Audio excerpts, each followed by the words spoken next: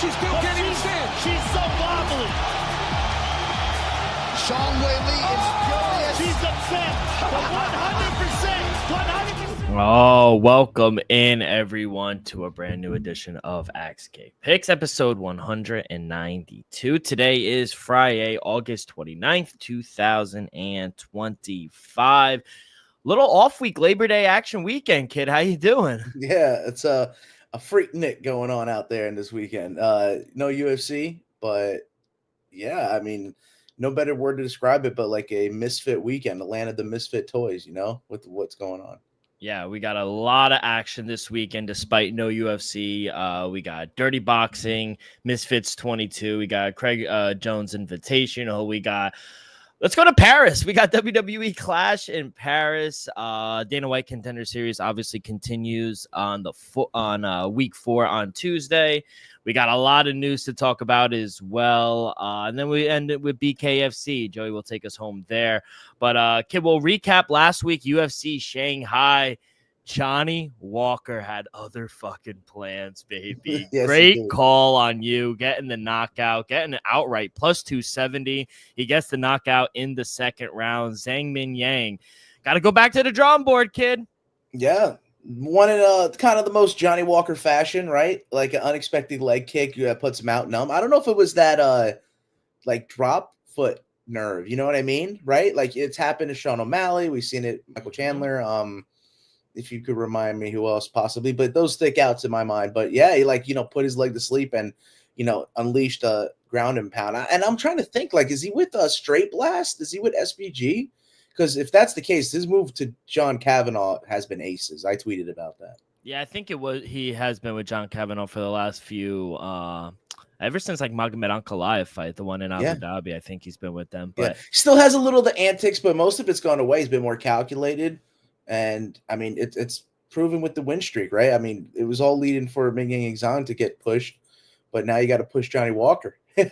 Light heavyweight, here we go.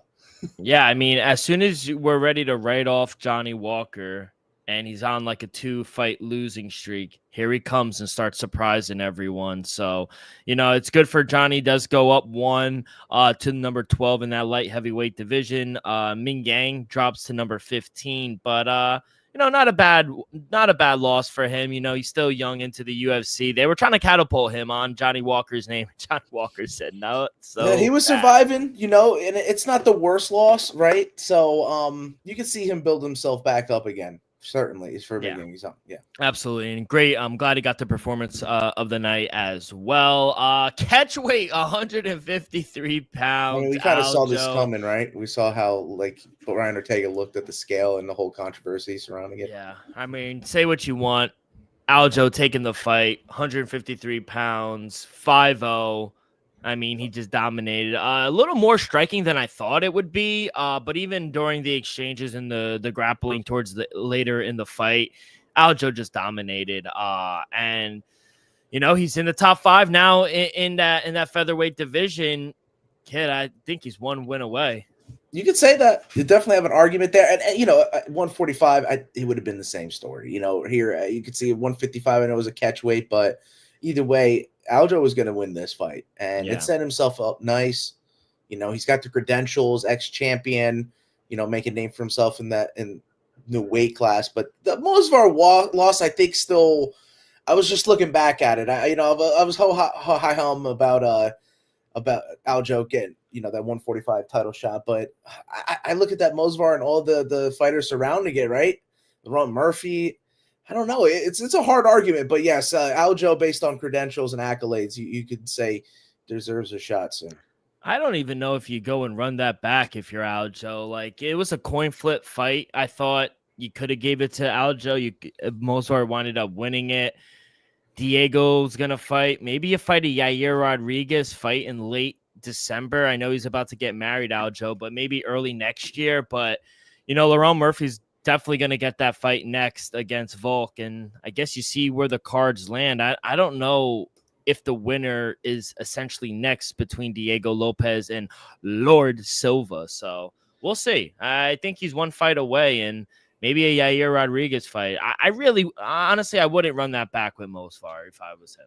No, yeah, no, not. I'm just saying the loss. It just. I think it just holds him back slightly. That's all. But yeah, they probably won't go that direction and getting that as a rematch or anything for them. Sergey Pavlovich, unanimous decision win over Waldo Cortez Acosta. Big win, getting back on the win streak for Sergey. Tough loss for Cortez Acosta, but going into the top 5, there are levels to that heavyweight division. There are levels. Yeah, I'm a little disappointed. I got the fighter right. We saw Sergey Pavlovich being a calculated version of himself since the Tom Aspinall loss. Tom Aspinall took the aura away from him. But yeah, I saw, that 3 rounds all going to Sergey Pavlovich. And yeah, I don't know what you do with a guy with Waldo Cortez Acosta. This was a time for him to beat a big name opponent and propel himself. I don't know if he ever will, right? It's like he always had that kind of question mark about him at this division. I think you got to beat a guy like Sergey Pavlovich if you're going to even be close. It's going to take him a while, I think, to get for Waldo Cortez Acosta to get back into the title picture. I think he's completely out of it, and that's just my opinion on it matter. But I thought he lost the last one. Oh yeah. You can argue that. Yeah, that's what I mean. So I feel like coming off a close decision in your favor, and then this type of loss. So maybe we got to see how Pavlovich works out in his next matchup. If he, falls flat on his face, that'll be a bad, even worse loss for him. So, yeah, I think it holds back a young career of Waldo Cortez Acosta. But, yeah, Sergey Pavlovich, like I said, he's definitely, shades less of what we saw the Destroyer was that when he first came in. Yeah. Other than that, man, shout out Charles Johnson, man. Holy shit, what a knockout that was in the second round. I thought Loner Kamenov was fighting well in that first round, but the power of Charles Johnson just put him to fucking sleep. Didn't take it to the third round this time, but bro, when you count this dude out, energy shows out. And man, that knockout, highlight reel knockouts and top contenders. This guy's a top 5 flyweight in my opinion. If not 5, you know what I'm saying? So how did we not? We both went in on decision with Kavanaugh together. I knew something was going to come out. We always hate that when we align exact because we don't talk about it prior. So when we line up, we go, what else can go wrong? And we should have backed Charles Johnson. Looking back, I know. Looking back, hindsight is 2020. He does move up to number 13 ranking in that flyweight division. Welcome back, Kyle Daukaus, man. Michel Pereira is a bum. I am done backing him. Done. No, yeah, that's the thing. It was like Kyle Daukaus is, he's still young. Though he was away from the game for a while, he looked good, right? He was quick, and maybe also I don't think we've seen him too much at middleweight, right? Wasn't he at welterweight last time out? So maybe being a little heavier, he doesn't have to drain himself too much, and I'm thinking Michel Pereira even cutting to 185 is draining him. Because that chin seems non-existent, so that's something you got to look out for and be worried for his career going forward. But I'm glad I took the under. Yaron Salta. How do you pronounce the first guy? Saltibadiev. Saltibadiev. He Mongolian, right? Yeah, no, Kyrgyzstan. Oh, like Valentina Shevchenko. Exactly. So, submission in the first round. We get there. Overall, so it was a pretty good night. How did you do for UFC Shanghai? Yeah, I mean, I did pretty good, brother. Actually, a positive weekend. I went 7-4. We missed on that Salty Badai of him, but everywhere else, I mean, we hit on some dogs, we hit on some money, and like I said, I doubled down with Johnny Walker and 10 seconds left. We even hit there. So, like I said, 7-4 straight up with all the bets, parlays, picks, and props, and then 1-0 and 10 seconds left. We're on a streak with 10 seconds left. Yeah, 3-3 for me. Went 500. Tried to get some first round knockout pros in the main event, but Johnny Walker had other plans for me and Ming Yang, honestly. Yeah. Shout out Sky Nicholson. We didn't talk about her last week, but she got the second round stoppage victory over her opponent. She looked big, honestly, in that new weight class. So she made weight, no problem. She's getting finishes. That was the whole shtick on her as well. She's a decision victory. Maybe the weight class. Yeah, maybe it is the weight class. Speaking of finishes, real quick, Dana White Contender Series, I did pretty good. I went 4-1, so we're streaking again right off of last year. And it was full of finishes. Every fight finished. I think every fighter that got the finish got a contract too. Again, Yeah, just all adding to the five, all roster. five Yeah. winners signed to the UFC, all knockout. I think the first 3 were in the first round. 4 of the 5 were in the first round, and then the lightweight, the guy Christian Perez got knocked out in the 3rd round. But yeah, all 5. Yeah, all man. fi- all 5. 4-1. Hitting the Yeah. total, hitting the straight picks. I missed on the heavyweight. The Deontay Johnson being a smaller heavyweight. Look out for those hybrid guys that come from light heavyweight that can slug it out at heavyweight. I mean, the speed advantage is going to be there. Yeah, 100%. We'll be locked and loaded for week 4 a little later on in the show. But before we get into all the picks and previews, a quick word from our sponsor. We're brought to you each and every episode by Viva Tequila Seltzer, the most refreshing hard seltzer on the market, hands down. It is no wonder why Viva was voted #1 hard seltzer in the world by San Francisco World Spirit Competition, with only 88 calories, 0 carbs, 0 sugar, and a light 4.5 ABV. Viva is the perfect drink for your post-game celebration, as it was created with that active lifestyle in mind. We flavor tequila seltzer because flavor is the spice of life, and we like our drinks with just a kick, just like how we like our lives, whether it's Huckleberry playing around a golf with the boys or watching Clash in the Paris, having an elderberry. It doesn't matter. Our favorites pair perfectly with that Artisanal Blanco tequila for that subtle and refreshing drink. Our belief here at XK Picks and at Viva is to live long, live well, and live it up. All right, kid. I think we should start in Dirty Boxing. Dirty Box. It's tonight. Something to watch Actually, I was tonight. looking at the card. Yeah, early prelims start at 7:30. Prelims at 8:15. Main Your card girl Jessie 9:45. Jess is on the card. Yeah, Jessica Rose Clark is on it. My boy Chase Sherman, Brian Battle making weight. Good job. The Vanilla Gorilla, he kicks off the card, bro. I got a side for every single matchup. I really do, bro. I really do. If you want to let me start, and then you want to yeah, do what you gotta tell do. me what you want to do. Yeah, bro. If you have any opinion on any fight, Are there odds? I couldn't see much, and there definitely has to be. Let's run through them. If there are no real odds, That's the let's just thing. run through So 'em. I'm gonna just give you who I think is gonna switch. If you have the audacity to put bets on this dirty boxing, because I think it's gonna be vicious, and I think it's gonna be a great event. So, like we said, Chase Sherman, we're gonna go with the first fight, and I'm taking the Vanilla Gorilla. I know Levi DaCosta has been there, but Chase Sherman has fought bare knuckle. He knows what's going on. He likes getting in there and getting dirty. So give me the Vanilla Gorilla, Chase Sherman. Brian Battle, when he makes his debut here. Derek DeFreitas, I think he's setting up for a loss. Brian Battle comes in with the shtick, misses the weight. He comes in with the glasses, it's not care mentality and attitude. And I think he's going to go there and beat this dude up. So give me the Butcher. You think he's going to lose at dirty boxing? No way. Yeah. I got Brian Battle as well. I got Sherman. Hell yeah. I am also going to take Jessica Rose Clark against Claudia. We always want to fade a Claudia. So yeah, give me Jessica Rose Clark, Brian Battle, and I know you're gonna get to it, but give me Rosenstrike as well. Okay, hey, yeah, bro. I was gonna say, speaking of the Butcher, I picked the Butcher with Brian Battle, but you got Sergey Martinov taking on Phil Hawes, your boy Megatron. Bro, I think Phil Hawes is getting slept. I'm going with the Butcher. I'm going with Sergey Martinov. Victor Cardozo, I just don't think he's going to be as skilled of a striker as Michael Garcia, so I'm going to take Garcia in that one. And same thing, I think, between Jancy Silva, who you've seen in Dana White Contender Series. Travis St. John's a little bigger and more, seasoned as a kickboxing vet, so I think that's going to come into play. I think his hands are legit. Kat Nelson, Kalindra Faria. I'm taking Kalindra Faria. Bruce Leroy is also on the card. I got to take him over Sean West. They agreed to have the matchup, even though there was a weight miss there. Milos Janic, got to take him, the Cobra, over Lamar Brown. Hector Lombard, Hector Lombard. These names start ringing a bell, right? You recognized him when I start laying them out. But what's crazy about him and this one, I know he's got the experience, but he's 47 years old. James Cannon, the guy he's fighting, though, unfortunately, the name it's in the name. Can is in the name.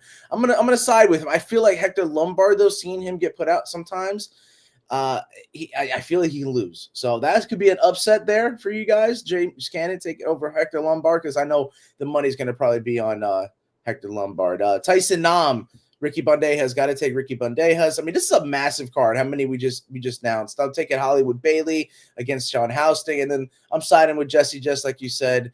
Corey Maximus Jackson, Mike Money Breeden. Remember, he was barking at Ansel Jubilee. And then, of course, Biggie Boy, I think he's going to knock out Rakeem Cleveland. So that's Dirty Boxing 3's entire card. Felt long-winded, but it just goes to show how many fights are on this card and that the promotion could flourish. They got fighters that are willing to sign on the contract. Oh, yeah. All right. Yeah, like I said, that event kicks off 7:30 Eastern, and then prelims 8:15. Main card starts at 9:45. Let's go to the Misfits. I mean, that press conference yesterday was insane. Darren Hilarious. Till, man, he was going at it. I love the picture, legendary picture. Him, Tony, and Dylan, all three, all three legends. He's a madman though. Darren Till was like possessed on that last which he official should weigh-in face-off. Yeah, he should be. So it's on live pay-per-view on DAZN. Prelims start at 1. I think main card starts at around 2:30ish. 3 o'clock, but yeah, we got some noticeable fighters here as well. I'll kick it off, kid. Give me Dylan Dennis. I mean, I like Warren. I like Warren Spencer. I think Warren Spencer. He's 1-0 professionally. He's okay, but Dylan Dennis, I mean, he's gonna toy with him, and then he's gonna get into the UFC, and then he's gonna finish the story with Islam. Give me Dylan Dennis. How can I fade anyone that has my name, even though he spells it the wrong way, a little differently, but yeah, I'm with you. It's a setup, and let's see if anyone, in that gimmick, influencer circle, if they're willing to go into the MMA fight with him, because I don't think, even though he could win this and get that fight, quote unquote, with KSI, he's not going to make the date. I mean, regardless. First of all, credit to Dylan, 3 years off and already getting the MMA title, the Misfits MMA title. 3 years off and gets a title fight. Who could do that? Hey, he's good at what he does. Only Dylan Dennis. And you saw KSI, right. He was falling on his words. He goes, if you knock him out, I'll give you more money. He goes, I just want to fight you in MMA. Yeah, he goes, I gotta get the fight. Fuck out of here, KSI. He's a bum too. Yeah, give me Tony Ferguson over Salt Poppy. 3 things motivating Tony Ferguson right now. He disrespected a legend, Salt Poppy, in the beginning. You don't do that. 2, he's motivated. He's lost 55 fights in a row. Oh my God. And 3, I just don't like Salt Poppy. I just don't like him. You just don't like it. It's a little the persona. Yeah, he's weird, bro. Give me the legend. El Kukui. I think he's gonna start fucking throwing some elbows. I would love that. No, I think it's set up, man. Fucking jeez, man. I think Salt Poppy's gonna win, bro. It's gonna probably be him by decision. I just think that, though he may not be the cleanest of boxers, he's still more of a boxer, right? You're gonna see just a better form, better defense, someone who's been doing it a little bit more consistently. You can't say Tony hasn't incorporated boxing throughout his training regimen, throughout his career, but obviously we know the unorthodox style doesn't really match up, and it's going to look weird out there, I think. Yeah. So I think a lot of us MMA guys were hoping that, I don't know what we're hoping, but we don't embarrass ourselves. We're also forgetting Tony Ferguson's fighting with shoes on. He was a state wrestling champ. He hasn't fought in shoes in forever. Feels a little bit different. His bags are a little bit short. He saw Poppy's in for a fucking. Yeah, as I said, the unorthodox training methods of Tony Ferguson, man, it could weigh heavy. Who knows what he's doing out there. Exactly. But you don't want to fight. You don't want to fight someone who has nothing to lose. No, that's scary. He's got to get in there, make it ugly, make it nasty. If they allow some dirty boxing, it would have been a better fight for Tony Ferguson if this was the rule set of dirty boxing. But since it's just a strict boxing fight, I think he'll lose on the judges' scorecards. He's not getting knocked out. And then let's go for the main event. Fucking, I hate Luke Rockhold. He's another one of those guys. I want to see him get knocked out. Bridgerweight title. How can you back a guy who quit in the middle of a fight against it's tough, bro. Mike Platinum Perry? Shout out Mike Perry, by the way. I met him over the week last week in Wawa. You're telling me. Yeah, Wawa. Just a normal fucking dude. He's such a good guy. We got to see him in Newark. But yeah, definitely. He told you to come out, didn't he? Yeah, he did. So I told him I'd see him. He said, "Oh, okay, you from Jersey?" I said, "Yeah, I'm just here on vacation." He goes, "Oh, all right." He's putting the work in. He had a black eye. His knuckles were busted open. Yeah, he was just training with Dylan Dennis. That's why Warren Spencer's in for a fucking rude awakening. But I can't back pretty boy Luke Rockhold. I mean, this guy quit in the middle of the ring. Darren Till is an elite fighter. Yeah. You can't even put them two in the same fucking bracket. Give me Darren Till by massacre. The brakes on elite fighter, but definitely hands. Like, was he not fact or fiction? Was he not training with Hamzat Chimaev, the best pound for pound the Bash fighter? brothers? Yeah, dude. Yeah. That's bro. But Luke Rockhold, you got to say this style is totally against him. He's more suitable in that karate combat style. Where the kickboxing he can get involved because he does have those two weapons, with his feet. But it's not. It's just boxing. Darren Till's going to sleep him. I think Darren Till's knocking out Luke Rockhold. Yeah, I think he's going to knock him, massacre. And he's making it emotional.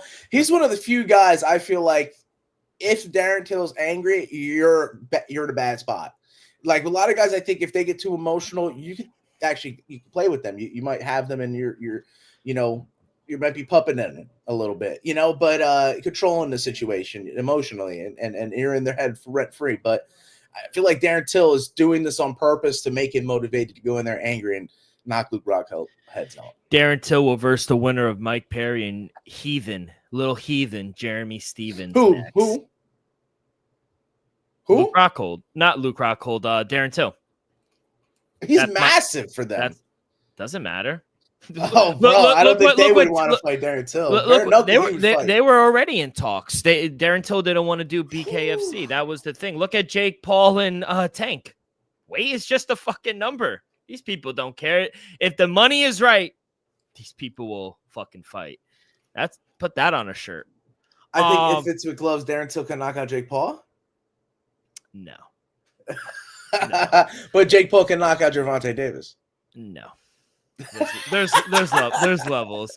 Let's do Craig Jones Invitational. I have nothing for this, but I am rooting for Chael. Shout out Chael for taking this on a few days' notice against Craig Jones. He did lose the first time to Craig, so that's why a little revenge. I mean, he's undefeated, undisputed. He threw John Jones' toe in the second row of the Prudential Center in Newark, New Jersey. So I mean, if anyone could beat Craig Jones, it's Chael's son, Uncle Chael. It's Chael's son, baby. Chael P. son. Anything else for Craig Invitational? Yeah, I mean, dude, there's actually like a lot to talk about. I mean, but I'll to break it down real quick for you. They're doing $100,000 women's bracket. You got 4 competitors facing off in it, and they do have an announcement. Craig Jones has come out on social media and did all the announcements. So simply put, you got Helena Crevar taking on Adele Fornerino. I think they're probably favored, but between the two of them more on that side of the bracket. So with them facing off in the first round, I think, there's no sleeping on Sarah Galval and Anna Vieira, but I just, like I said, I think I heavily favor that other side with Fornerino and Crevar. And I do think Crevar is just on a hot streak right now and being mentored so well by John Danaher. I just feel like she's gonna tear through this bracket. I feel like Crevar is gonna be the winner. So I think she'll get past Fornerino. And I think Sarah Galval, I think the Galvals are very talented. I think she could put it to the test and show up. So, I think you see Crevar and Galval in the final, and I think you see Helena Crevar win the 100,000 women's CGI bracket tournament. And he did the placement for the teams. You got Team Australia, head coach Lachlan Giles taking on Team 10th Planet. And who is the head coach for Team 10th Planet, D-Rock? I have no idea. I thought you would know. Eddie Bravo. Ring a bell. Eddie nice. Bravo? Yeah, hell yeah. Eddie Bravo is the head coach for 10th Planet Jiu-Jitsu. Team B team, where Craig Jones kind of was formerly a part of. The head coaches, Nikki Ryan and Damian Anderson. They'll be taking on Team Davey Fresh, head coach Heath Pedigo of Pedigo Submission Fighting. Team Atos is going to be there. I mean, they look to be on a mission with head coach Andre Galval. They're taking on Team Europe with head coach Faris Benlem Kadem. Team Americas, these guys, wrestler kind of hybrid cast of guys. They're going to be headed by Coach Greg Souders, taking on Team New Wave, head coach by the one and only John Danaher. And I see this is going to be back and forth. They're following the Japanese quintet, where you can have one of your guys basically wipe out an entire team. That's what happens. You send from one fighter, one grappler from each team goes out, and the quintet style is if you draw, both fighters are eliminated and they have to get off the mat.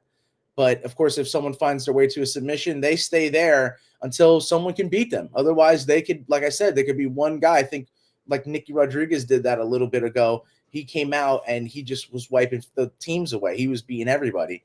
So, I mean, that's capable for a lot of guys on this list, the amount of talent that there is. And I think that's what's going to make this event amazing. And I think they're fighting for $1 million. I think the team is going to win $1 million too. I mean, Craig Jones is pulling out all the stops for these guys. And I just think that it's funny what's going to occur, because if I had Helena Cravar winning the women's tournament, I'm going to go with New Wave and John Danaher, because Craig Jones was a protege of them. So I'm going to say John Danaher and his team are going to wind up sweeping CJI, and it'll be a funny thing to watch. It'll be amazing to see the final, like you said, between Craig Jones and Uncle Chael. So shout out for them to getting that, because I know it would have been pretty interesting to see Gable Stevenson. We haven't seen this guy even in the WWE and even in a wrestling ring. So we want to see him kind of maybe out there in action before the actual fight. But I guess not. I guess we're only going to see his debut when he gets out there to actually throw hands. Love it. Well, he did fight Anderson Silva I think last Gable year. Stevenson. Oh, Gable, yeah. He's a bum.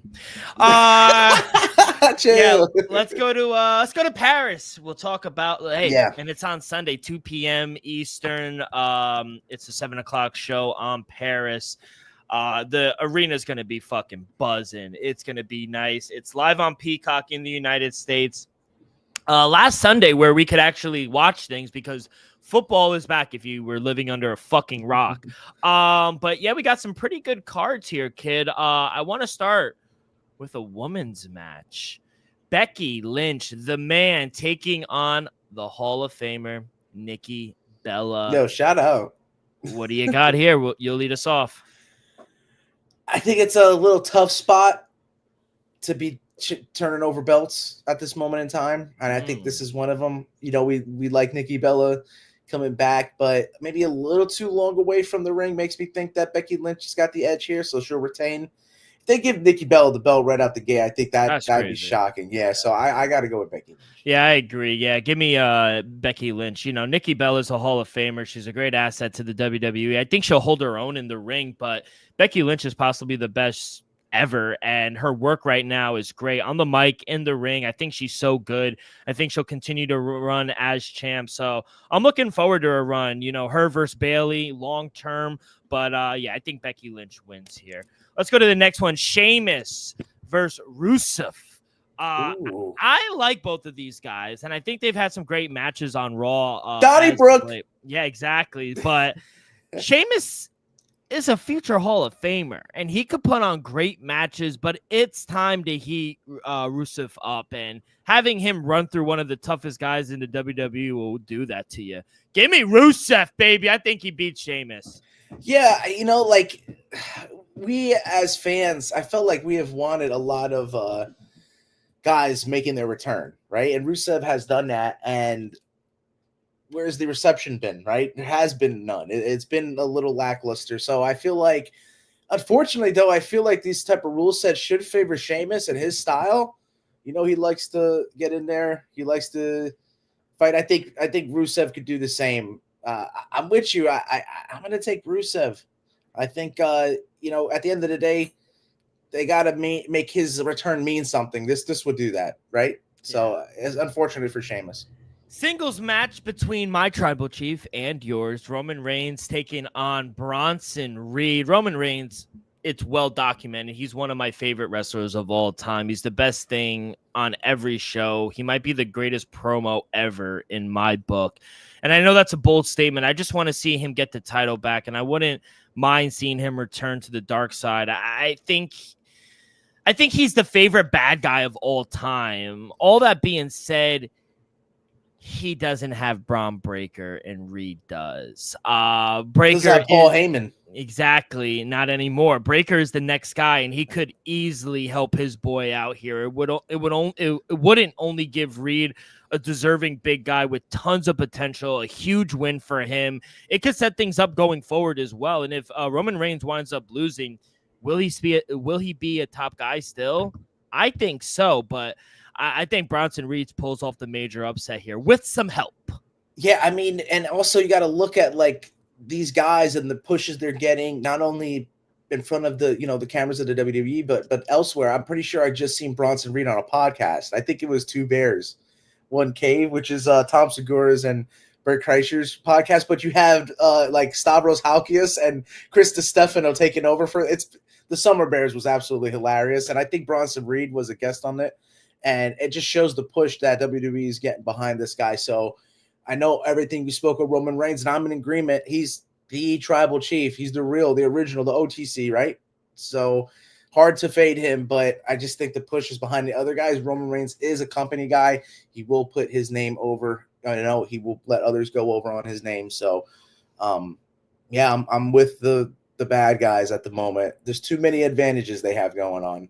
So Bronson Reed. Another single match between Logan Paul versus the GOAT, John Cena. I have a feeling this will headline the show for some reason, but I have no reason to think that, other than John Cena and Logan Paul kind of having that feud spout a couple months ago. I think Logan Paul, say what you want about him. I think he's a great bad guy. He's a great wrestler. He could do anything in the ring. I'm glad he's getting a chance to tangle with Cena before he hangs it up. I know there's a chance Brock Lesnar could come out, ruin everything, helping Logan Paul win. But for now, I think Cena wins, and they send the fans in Paris home happy. So Brock Lesnar could come out. I just don't know if it's right now, but I'm gonna lean with Cena, but it wouldn't surprise me if Logan Paul won. Yeah, you're saying John Cena because Brock won't come out until after the match? There's no way. Yeah. Brock's coming out during the match, and Logan Paul's going to win. I don't think Logan Paul and John have ever had a match together. I think you keep booking Logan Paul to win these kind of matches. I'm going to go with Logan Paul and the X Factor Brock Lesnar. Yeah, coming out to ruin it all for John. So, yeah, I'm on the opposite side. And we will end it in a 4-way World Heavyweight Championship match between Seth Rollins, Jey Uso, CM Punk, the best to ever do it, and LA Knight. Yeah! CM Punk gets screwed again, though, right? Low key? He's in this fatal 4-way. Fatal 4-way. I don't know. It sucks for him in a sense. His odds of winning are cut in half, as he's only have a 25% chance of winning.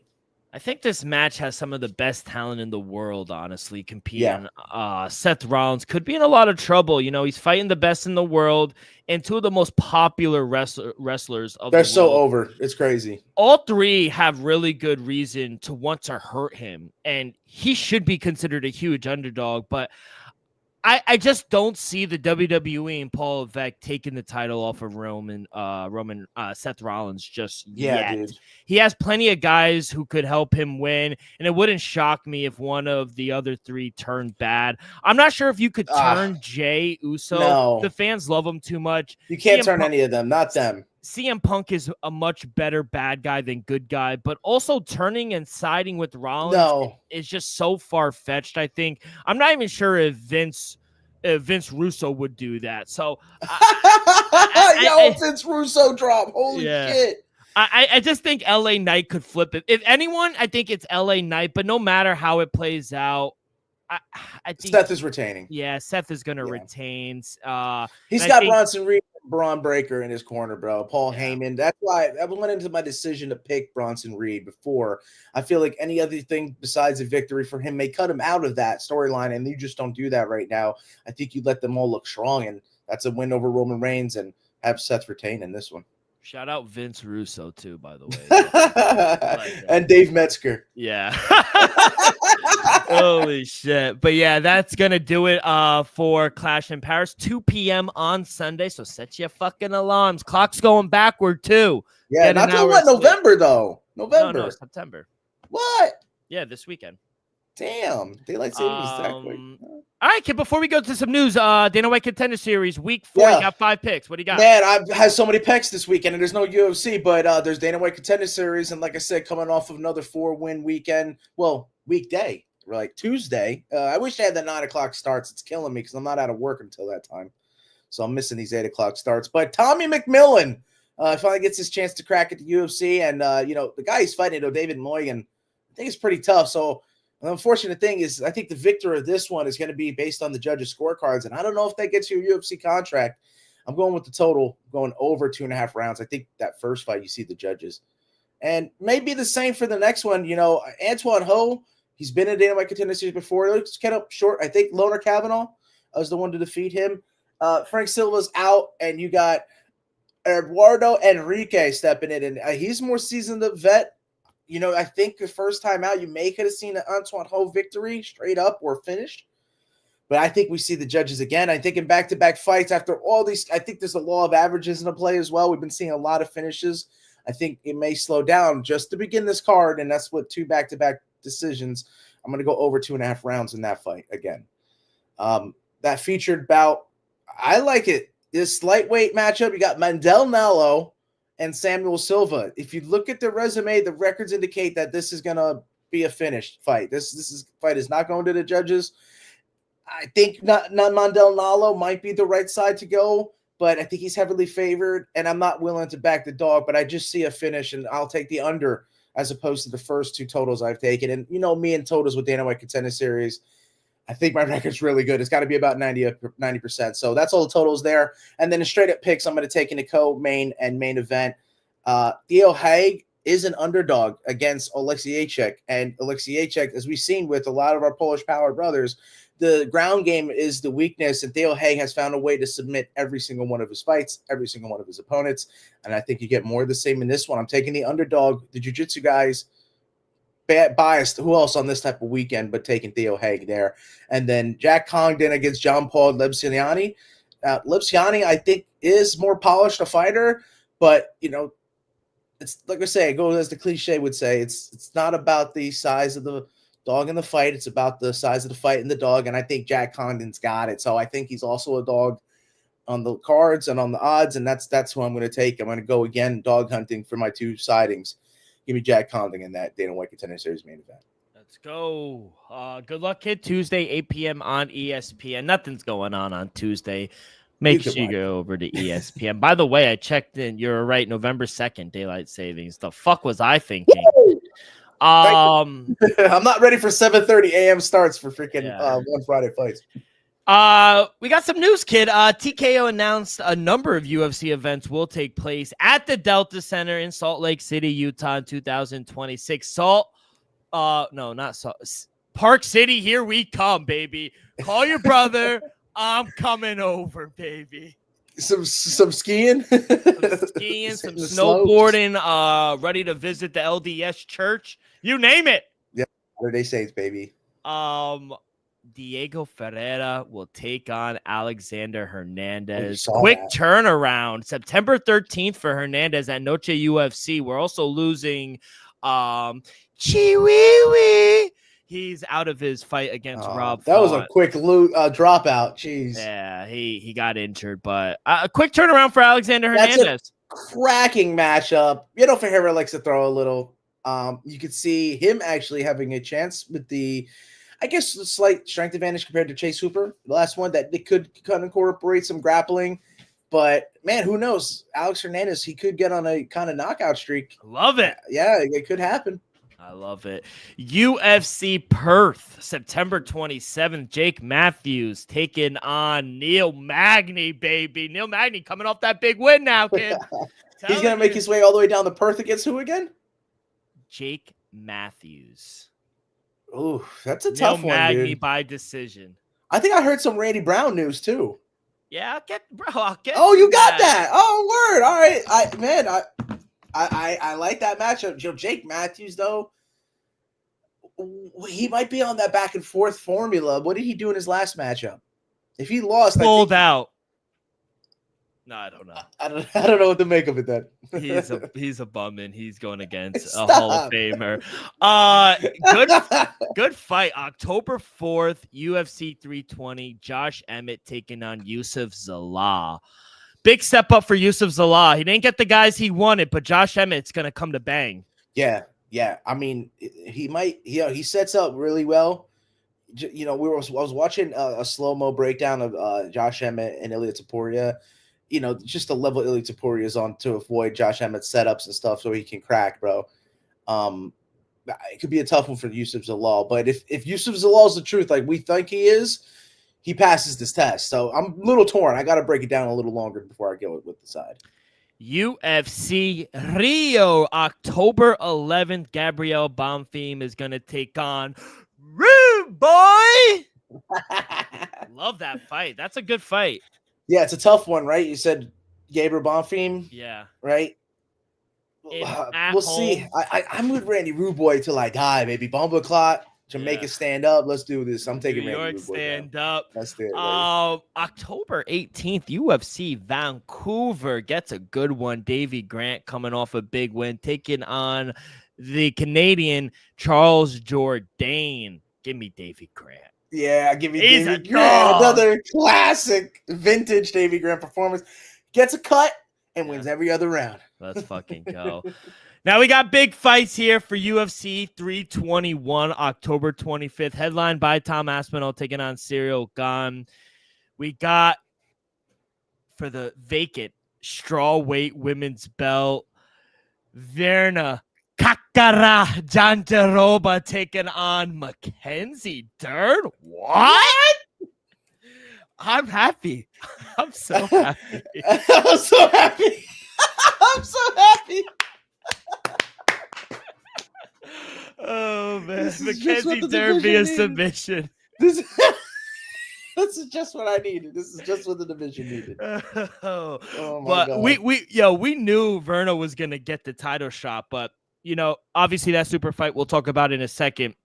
You said Mackenzie Dern by submission, right? Yeah. Yes. Zhang, I see it. are you surprised? Like Mackenzie honestly got the fight as opposed to Yan Shannon or Tatiana Silva? Suarez. Right, Natalia Silva, or she's 125. No, that's flyweight. This is strawweight. I think it makes sense. Wow. There's a little history. Didn't they fight before? They went to the judges. They did. Who won that? Was it Verna? Kakara. I see it. I see Mackenzie Dern submission. I Yep. see it as well. What's the worst that can happen? Yeah, exactly. We're both on Mackenzie Dern in her debut title shot. Right? It's her first. Did she get one before? No, she is her first title shot. And this is the first one for Jaroba as well. Yeah. Wow. They didn't Cannot do wait. either fighter any favors, but if you're ever going to get it, now's the time. Right? Now's the time. Yeah. We also got on that card, coming off that loss against Merab, Umar Nurmagomedov taking on Mario Batista. Banger. Big fight. Mario Batista can make a lot of people cry. Yep. But I think I'm going with Umar. Really? Yeah. Why? I don't know. I think he is legit, and I think he could surprise a lot of people as well. I think he could put out Mario Batista. Who is Umar's promoter? It's got to be Ali Abdelaziz. Yeah, Ali. Mario's Mario's gonna make for him too. Yeah, Mario's gonna be making him cry. That'd be sick. That'd be so sick. And you got to give. He's a lock for the next title shot. That'd be a disservice. Marab came out and said it. What else you got to do? Marab said if he handles Corey Sandhagen and Mario beats Umar, Mario's next. Yeah, he should be. But UFC 322 at the Mecca, November 15th. No better place to have these two title fights. For the welterweight, Islam Makhachev minus 200 as the challenger against the champion, three-name Jack. 33-year-old Islam Makhachev against 28-year-old JDM, bigger guy his whole career. Yep. That big of a dog? I'm surprised it's not more. It's not more. Yeah, that's the only Islam's thing. gonna dominate him. We're in this era, this Russian wrestling, the conversion of the Greco-Roman and judo and sambo, and then ultra heavy freestyle. I mean, it's overwhelming. and it's a dominant force in today's day and age. And yeah, you could see him just wet blanketing JDM entirely. That's I think the X factor. He forced Bilal to stand with him, and I just don't think that Islam. I think Islam will force him to wrestle with him. And Islam's striking is way and it's enough. It's enough to get him to where he wants to fight. Yeah. And that's what I think the issue is here. So, and he's gonna have Khabib in his corner. JDM is in for a hell of a fight. A hell of the whole company basically being against him, setting it up in his surprise victory against Bilal Muhammad, because this fight would have maybe never happened. Unfortunately, I guess maybe we could complain a little that we never got the Ilia Topuria fight for Islam, but who knows what can happen after, right? But exactly, it's like Kanye said. I guess we'll never know. We'll never know. It's very stacked against JDM. You can't say otherwise, but yeah, I think the odds are right. And in the Chief support, Weili Zhang moves up and vacates her strawweight belt to have the super fight, which is the fight to make. She's vacating, and that fight's happening prior to her getting the title. That's what I thought. I thought they'll be, as soon as she fights for the flyweight title, she will be officially vacating 115 pounds. So the Verna versus McKenzie is October 25th. That's before. That's before. I didn't know that. As soon as they fight, as soon as they say let's go or whatever, the bell rings, she's vacated. She's vacating it, of course. Has it happened like that before? Like with any? That's a very nuanced question, but I feel like not, because like I said, it's before it's been to like weight discrepancies or just vacating the belt due to injury, right? I'm interested to see that the fighter didn't have her fight for the other title before losing her belt. She's just vacating it voluntarily just so she can get that other belt opportunity. And like you said, it's something about the UFC coming up to the fighters and be like, look, we're not doing double champ right now. Like, if you want to go for another belt, you're going to have to vacate the current belt you're at if you're moving up to another weight class. What are your thoughts on the fight, though? I think it's fantastic. I think, people were having a good time on the space and talking about it, and they kept arguing the Valentina is boring because she continues to do her traditional check left hook kind of combination, the straight punching, very boxy. It's just how she's structured, and if she's able to bring the fight into that pace, and that's what she does, she could dictate it and get it to. That's why how good she is, and how good she is grappling, and her age seems to not matter at all. She is just that good of a fighter. So I think this is an extremely close fight, man. Every time we get these champions fighting champions, it's really, really at the highest level, and one mistake can alter the fight, as we saw Valentina getting choked, or most of the time, though, it does go to the judges, and we have to, nitpick the fight. So, I mean, I hate to see that. I hate to say that I see a 5-round fight here. I just don't know which way to lean, right? Who's going to play their game the most, and more or less, you see that if Valentina can get her way, that she's going to dictate the pace, dictate where the fight goes, and wind up winning on the scorecards. But if you see a finish in my eyes, I think it's coming from Weili Zhang. I think that if she pushes the pace, and it could happen early just based off the power she holds, but also late, it'd still be there. So I think it's that way to bet as well. I think I got to look at it to who I'm going to commit to, but I think you see Weili Zhang inside the distance or Valentina Shevchenko via decision. I hate fans, quote unquote, say, she's boring. Her dominating another human being is boring. Go watch a different sport. I think watch Demetrius Johnson's YouTube. He said it the best. If that is not for you and you just want to see people punch and knock each other out, you're watching the wrong sport. Every Friday morning, there's free fights on YouTube. Thank you, one. Yeah, exactly. Muay Thai, 4-ounce gloves as well. I mean, where else can you get that? Don't fucking watch the UFC then. Do me a fucking favor. I hate people like that. Oh, she's boring. By the way, Zhang Weili, favorite, -121. You could get plus 101 for Valentina. Give me the plus money. And Islam, he's rose from 215 to 280 right now. See also from him? What happened? You see a finish from him against JDM? Like if you had it his way? Inside the distance. That's the way to take it. We also got 2 more fights for the Mecca card. Carlos Prates taking on Leon Edwards. Oh, I think that's a great fight for Carlos Prates. Yeah, and what do you do if Leon loses this? Like, cut him. Let him join Fabian Edwards. Wow. He can be a champion there. Yeah, and then we got cold-blooded home fight for her, taking on Tracy Cortez. Good for Aaron Blanchfield? Yep. Oh shit. Yeah. One for the Gooners. Yeah. Tracy Cortez via submission. By the way, we were talking about Misfits. Your boy Andrew Tate is ready to compete in a Misfits boxing match. He is in advanced talks with Misfits Boxing for a heavyweight bout later this year. Thoughts on that? I mean, I think that would be the best case scenario for him if he was going to venture into actually doing it. Mm-hmm. Because I think from before, back in the day, whatever promotion he was fighting under, European based or whatnot, it was kickboxing. I do think.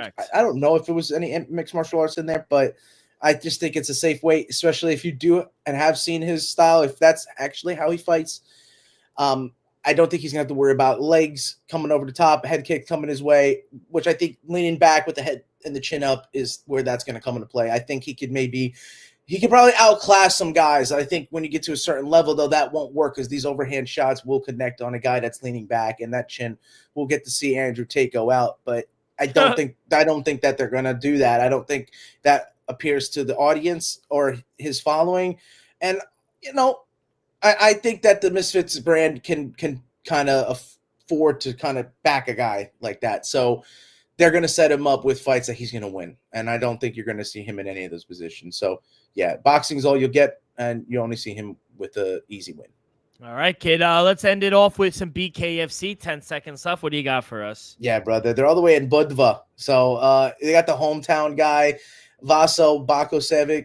He's just an absolute destroyer. You got to shout out Wilhelm Ott for taking the fight. Is this his debut? It doesn't go so well for guys making their debut. The Psycho, Vaso Bakovic, is 5-0 in bare knuckle. So give me the Psycho. He gets this done easy, early with a KO finish.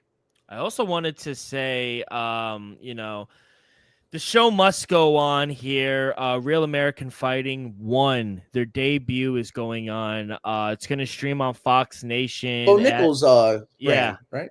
Oh, yeah. He's fighting. It's not his brand. It's Eric Bischoff. Obviously, R.I.P. Hulk Hogan. It was one of their biggest backers. Oh. Ben Askren, he was one of their sponsors as well. So, in midst of everything, the really sad passing of Hulk Hogan, Ben Askren going through what he's going through. The show must go on. The main event will pit Oklahoma State Hendrickson, who stunned the wrestling world by upsetting Gable Stevenson back in March, against Egypt's Mustafa El Someone. But Bo Nickel will face Jacob Kardashian. He wrestled it at Michigan as well. So Should be really interesting. You guys could watch that this weekend. It streams on Fox Nation. So, crazy Labor Day weekend, bro. Yeah. With all these different type of events. Yeah. So should be really fun. But kid, Saturday, I don't think I'm going to leave my couch. No, I got work. I got work Saturday and Sunday, but we got the draft also on Sunday. Oh, yes, sir. Sunday, 6:00. Be there. Hey, man, I hope you do well. Yes, well, enjoy the fights. Enjoy college football. Good luck on all your plays. And we'll see you guys next week. Peace.